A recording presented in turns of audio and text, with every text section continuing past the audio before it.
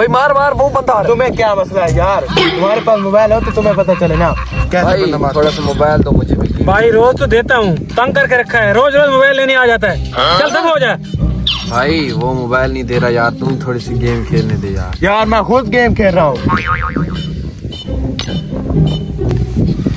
ऐसे तो काम नहीं चलेगा यार।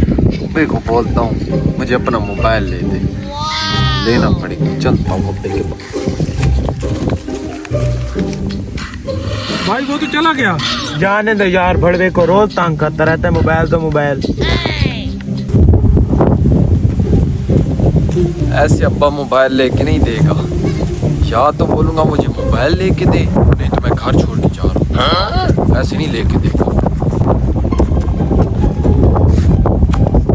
कोई अपने बेटे को घर थोड़ी छोड़ने देगा, जरूर मोबाइल लेके देगा। अब्बा घर पहुँच के चलता हूँ अब्बे के पास।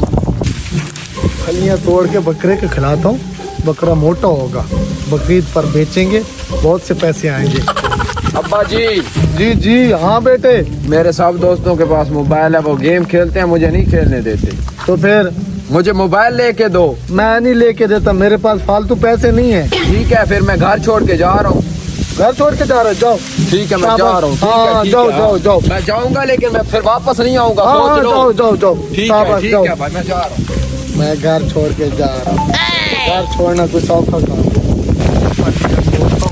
वैसे ही बोल रहा था घर छोड़ के जा रहा हूँ। घर छोड़ना कोई आसान है? कहीं घर छोड़ के सच में न चला जाए।